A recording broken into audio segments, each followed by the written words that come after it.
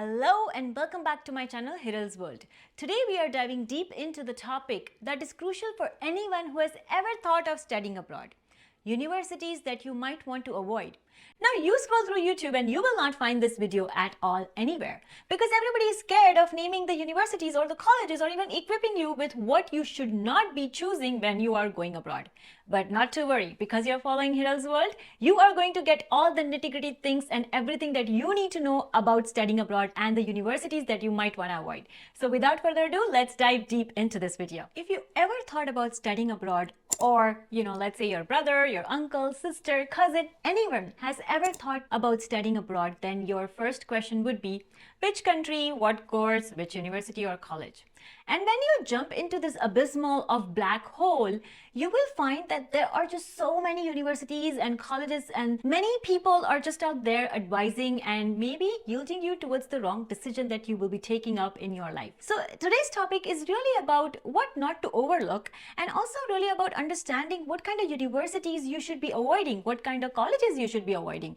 Now see, it is very simple for me to give you 100 list of universities and be like, hey, these are the 100 universities, don't go here, right? But I am not going to do that, because as an education influencer, I'd love to teach you how to fish rather than preparing a fish for you and then giving you one dinner for a night, right? So knowing how to select your universities, or like which universities to not go for, will kind of equip you to even advise your peers, or your younger brother or sister, or maybe your older brother or sister, whoever is going abroad, right? So let's dive into what not to do, or which universities you should not be studying in if you are planning to study abroad.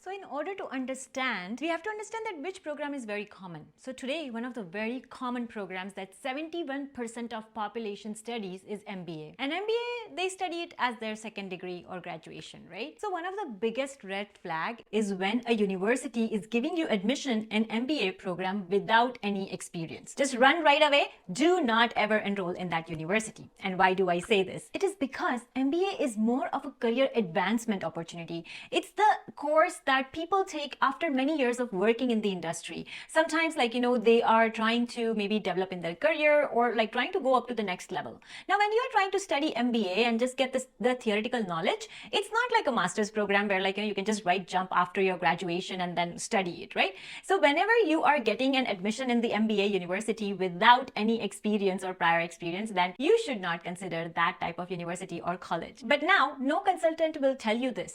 They will say, oh, you know what, go for the MBA in this university because it is easy to get into this university. You have good post-study work visa. You have really great opportunities in this country, right? You have better settlement opportunity. But getting a visa can become complicated if you are going for some shady university, right? So think about it from that perspective as well. The next thing that you should avoid is universities or colleges with high acceptance rate of one type of nationality. Quality matters over quantity, and also you need to embrace the diversity.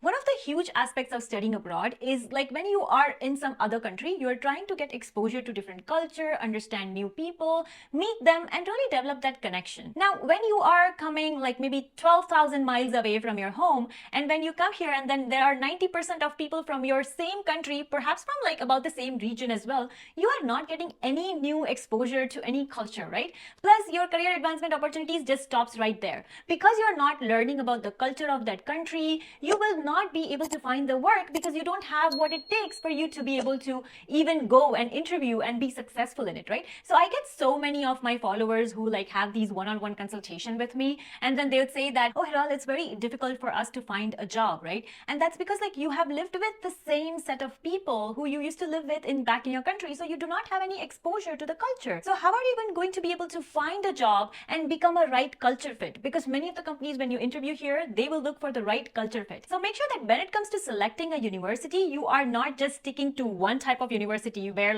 all of the people from your country are going. So be cautious of the institution with high acceptance rate for a single nationality. Would you like to know how you can find out that which university has the highest nationality of people? Then I have added the resource below, so feel free to download my step-by-step guide in terms of how you can research this and find the percent nationality of students in that university or in that college. Now let's talk about money, right? We always think about money as the first and the foremost choice when it comes to deciding to study abroad. And I get you, I have been there. But be very, very aware of colleges and universities where fees is either too low or too high. Of course, cheap tuition seems good deal at first glance, right? But remember, you get what you pay for. A university with unusually low fees may cut corners on some of the resources or ultimately not give you a good experience with hiring good professors and good professionals. Now, when you do not have the people or the expertise within the university to teach you those courses in a manner that actually is expected up to the standards of those countries, then of course you're not getting that knowledge that is needed. And once you're not getting that knowledge, what will end up being is that you will not end up finding a job. So again, it becomes a vicious cycle. So whenever you are selecting a university, make sure that you are doing your research in terms of what is the ideal fees that you are supposed to pay in that university, how much it costs, and then decide accordingly. If it's way too lower or way too higher, look into it even furthermore.